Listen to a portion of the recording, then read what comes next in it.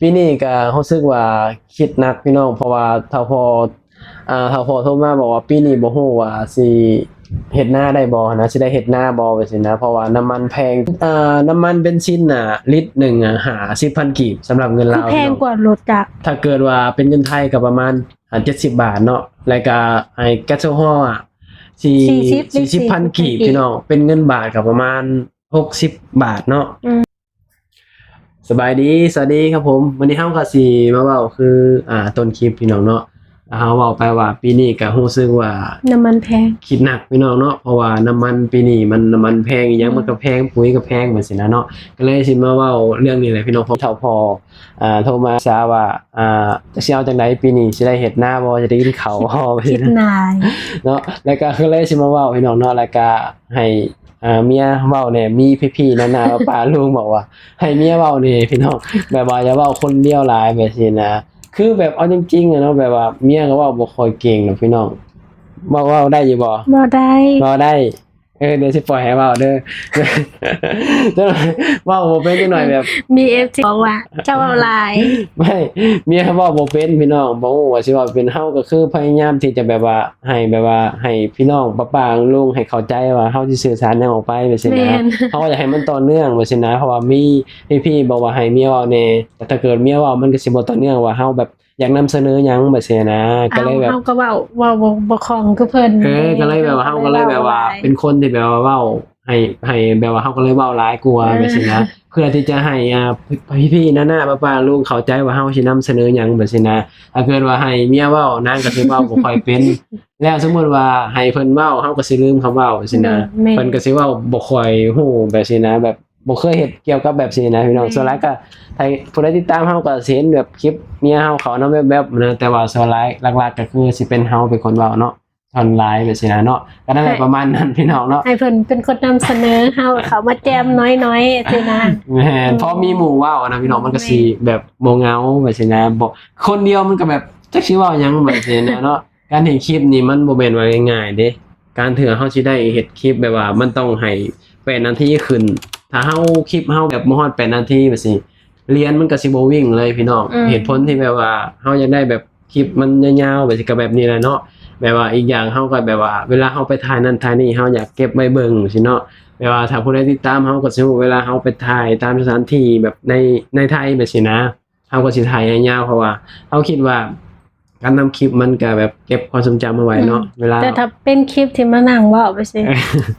เฮาเองสิแบบเว้าบ่เก่งถ้าไปทางนอกก็สิเว้าแน่นจักหน่อยแล้วก็สิมีแต่เพิ่นแต่สิเว้าหลายกว่าเฮานะ ก็นั่นแหละพี่น้องประมาณนั้นเนาะแล้วเฮาก็สิเข้าเรื่องเลยเนาะปีนี้ก็คืออย่างที่ต้นคลิปเฮาเว้าแล้วว่าปีนี้มันก็คิดหนักแน่พี่น้องเนาะเพราะว่าคืออย่างเฮาเว้าว่ามีเฒ่าพ่อก็บอกว่าจักสิเอาจังได๋ปีนี้เพราะว่า1มาน้ำมันแพงว่าซี่นะ2มาก็คือแบบว่าค่าปุ๋ยอิหยังมันก็สิแพงว่าซี่เนาะ ขึ้นทุกอย่าง ขึ้นทุกอย่างอยู่บ้านเฮาว่าซี่นะก็ยอมรับว่าของค่าของชีพนี่มันแบบสูงริบริ่วเลยพี่น้อง ชาวนานี่ทำใจแบบยาก ยากแบบว่าเกินที่จะแบบว่าถ้าบ่เก่งอะนะเอาจริงๆเนาะตามชนบทลาวนี่มันบ่สามารถที่จะอยู่ได้เนาะแต่คนเก่งเขาก็อยู่ได้พี่น้องอันนี้มันก็ขึ้นอยู่กับคนนะบางคนเขาก็แบบว่าบ่สามารถที่จะอยู่ได้คือเฮานี่ก็บ่สามารถที่จะอยู่บ้านได้ก็ต้องแบบว่าดิ้นรนเข้ามาหาเงินอยู่ไทยเนาะเพราะว่าเฮาว่าอยู่ไทยโอกาสมันหลายกว่าบ้านเฮาแบบนี้นะเพราะว่าเฮาเองเฮาก็เป็นคนบ้านนอกเนาะแบบบ่ได้มีความรู้แล้วก็บ่ได้เรียนจบสูงแบบนี้นะมีแต่แบบว่าเฮาเอาแฮงเฮามาแลกเอาเงินแบบนี้นะมาหาเงินอยู่พังไทยแบบนี้นะก็นั่นแหละพี่น้องปีนี้ก็จักสิเอาจังได๋แหละเพราะว่ามันก็ใกล้สิเฮ็ดไร่เฮ็ดนาแล้วเนาะเพราะว่ามันก็สงกรานต์แล้วเมษาแล้วก็พฤษภาแม่นเมษาแล้วก็พฤษภาฝนตกแล้วอยู่บ้านพี่น้องฝนตกหากระตกรอบแรก รอบแรกคือแบบคนทางบ้านแบบว่าบอกว่าฝนตกแล้วจะเห็นเขาเจ้าถ่ายลงแบบนี้นะก็เตรียมแล้วพี่น้องเนาะเตรียมลงไห้ลงนาแบบนี้นะเฮ็ดไห้เฮ็ดนาพี่น้องเนาะเพราะคนลาวอยู่ตามชนบทนี่ส่วนหลายก็สิทำนา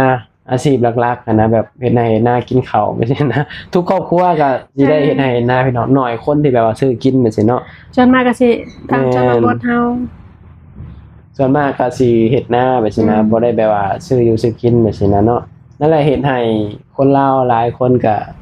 เข้ามาหรือว่าข้ามมาหาเงินอยู่ไทยเนาะ เพื่อแบบว่ายามให้ยามหน้าเนาะก็ได้เงินได้ทองว่าซั่นนะพาเมื่อให้พ่อแม่ว่าซั่นนะเพื่อที่จะแบ่งเบาแบบว่า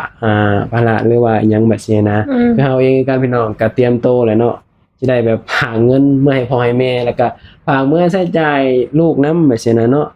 แบบว่าคือแบบในยุคสมัยนี้ก็ยอมรับว่ามันเป็นยุคที่แบบว่า คือเฮ็ดหยังก็ใช้เงินว่าซั่นเนาะมีลูกมีหยังก็ใช้เงินเนาะสังเกตเบิ่งว่าในยุคสมัยนี้ก็คนหนุ่มคนสาวหรือว่าคนรุ่นใหม่ว่าซั่นนะถ้าเกิดว่ามีครอบครัวก็สิแบบว่าเอาลูกคนเดียวว่าซั่นนะเพราะว่ามันแบกรับค่าใช้จ่ายบ่ไหวเนาะเพราะว่ามันแตกต่างกับรุ่นพ่อรุ่นแม่เฮาแม่น เอาของแพง ข้าวของก็แพงเพราะว่าเลี้ยงลูกมันก็ใช้เงินน่ะเนาะคือเฮานี่ก็มาหาเงินก็เพราะลูกเนี่ยแหละพี่น้องเนาะเวลาแบบสิ้นเดือนมาแบบนี้ก็เห็นแบบที่พี่ๆเห็นเฮานับเงินนับหยังก็ฮักนั่นฮักนี่ก็มันก็บ่เหลือขนาดนั้นดอกพี่น้อง เก็บ เนาะ เล็กน้อย เหลือเก็บแต่ว่ามันก็ยังมีเก็บแบบนี้นะมันดีกว่าอยู่บ้านเฮาหลายเท่าแบบนี้นะ แม่ พอบ้านเฮาสิ้นเดือนมามันก็คือสิ้นเดือนน่ะซื่อนะบ่ได้มีเงินเข้าเนาะแต่พอเฮามาอยู่ไทยก็สิ้นเดือนมาเฮา มี ก็ รายได้ มีรายได้แล้วก็เฮาก็คอยเก็บไปแบบนี้นะมันก็ดีกว่าอยู่บ้านเฮาแบบนี้นะพี่น้องเนาะก็เรื่องที่ว่าค่าของแพงหรือว่าค่าน้ำมันค่าปุ๋ยนี่ก็เป็นทั่วโลกเนาะบ่ได้เป็นแต่บ้านเฮาเพียงแต่ว่าบ้านเฮา บ้าน นี่ เฮาสิแพงกว่า มันสิแพงกว่าเพราะว่าบ้านเฮามันนำเข้าหลายแบบนี้นะเพราะทุกอย่างก็นำเข้าอยู่แล้วบ้านเฮาแบบนี้นะส่วนหลายก็สินำเข้าแต่ว่าหลักๆก็สินำเข้าจากประเทศไทยนี่แหละบ่ว่าสิเป็นแบบปุ๋ยบ่น้ำมันบ่เนาะ ทุกอย่าง ของอยู่ของกินมันสิส่วนหลายก็หลักๆก็สินำเข้าจากประเทศไทยจากส่วนหลายสิเนาะก็เลยเฮ็ดให้แบบเข้าของหรือว่าค่าของชีพอยู่บ้านเฮานี่มันพุ่งแบบนี้นะก็เลยเฮ็ดให้เฮานี่บ่สามารถที่จะอยู่บ้านได้บ่สามารถที่จะใช้ชีวิตแบบว่าตามบ้านนอกอีหยังได้แบบนี้นะเพราะว่ามันเปลี่ยนไปหลายพี่น้องเนาะตามบ้านนอกก็ได้มันบ่คือเก่าเลยยุคสมัยมันก็เปลี่ยนไปเรื่อยๆพี่น้องเนาะสิ่งที่เฮาเฮ็ดได้ก็คือต้องปรับตัวเนาะแบบต้องปรับตัวกับยุคสมัยแบบนี้นะคือแบบปรับตัวจังไดก็คือแบบว่าปรับแบบนี้แหละพี่น้องก็ต้องดิ้นรนออกจากบ้านจากหยังแบบนี้นะมาหาเงินหาทองแบบนี้นะเพราะว่าการที่เฮามาหาเงินมันก็ช่วยเขาเรียกจังไดช่วยแบ่งเบาแบบว่าทั้งบ้านเฮาได้แบบนี้นะคือยามเวียกยามงานคือแบบสิแล้วนี่ใกล้สิลงไห้ลงนาเนาะลูกๆหลายๆคนแบบที่มีแบบลูกมาหาเงินอยู่ไทยแบบนี้นะก็บางคนก็หลายคนเด้มี 4-5 คนเนาะก็คนละ 2,000 3,000 แชร์กัน คือเฮาได้คนละเท่าใด ยังบ่ฮู้ ยังบ่ฮู้เพราะว่าในเฮือนเฮานี่เนาะเฮาอยู่กับอยู่กับเมียเนาะเฮาอาศัยอยู่กับพ่อเฒ่าหรือว่าภาษาไทยเอิ้นว่าพ่อตาแหละเนาะแบบยามมายามหน้ามีก็สิมีเอื้อยมีพี่สาวเพิ่นแล้วก็น้องสาวเนาะก็ต้องผาเงินเมื่อให้พ่อให้แม่ซั่นนะก็แชร์กันแบบนี้นะก็แล้วแต่ครอบครัวแต่ละคนพี่น้องเนาะบางคนมีครอบครัว 4-5 คนก็คนละ 5,000 บ่คนละ 4,000 คนละ 2,000 รวมกันก็มันก็ได้หลายแบบนี้นะแต่ว่าปีนี้มันก็สิหลายพันอยู่ ปีนี้ก็หัน ปีนี้ก็สิหลายพันอยู่พี่น้องก็คืออย่างฮู้กันเนาะคืออย่างเฮาเว้าเลยว่าข้าวของหรือว่าหลักๆก็คือปุ๋ยกับน้ำมันนี่แหละมันก็สิเพิ่มขึ้นมาหลายเท่าตัวอยู่พี่น้องปีนี้มันก็บ่ได้มีแต่เฮาหรอกพี่น้องเนาะทั่วโลกกันแหละแล้วก็หลายๆคนก็ดิ้นรนคือกันกับเฮาพี่น้องเนาะคลิปนี้ก็ประมาณนั้นแหละพี่น้องเนาะก็มาเว้าเพียงเท่านี้พี่น้องก็มาเว้าเรื่องค่าปุ๋ยเฮ็ดให้เฮ็ดนาแหละพี่น้องสำหรับคนลาวว่าซี่นะประมาณนั้นพี่น้องคลิปนี้เฮาก็สิได้ปิดคลิปแล้วเนาะก็ขอบคุณเนาะขอบคุณพี่ๆนาๆป้าๆลุงหลายเด้อที่เข้ามาติดตามแล้วก็ที่เข้ามาให้กำลังใจแล้วก็คอยแบบว่าซัพพอร์ตเฮาว่าซี่นะขอบคุณเพิ่น ขอบคุณหลายๆเด้อจ้า ขอบคุณหลายๆเนาะเว้าบ่ค่อยนี่นะดอกพี่น้องเนาะแบบว่าพอเข้ากล้องนี่เพิ่นก็สิแบบคำเว้าเพิ่นก็สิแบบว่าลืมเบิดหั่นนะบ่ฮู้สิว่าจังได๋เพิ่นน่ะ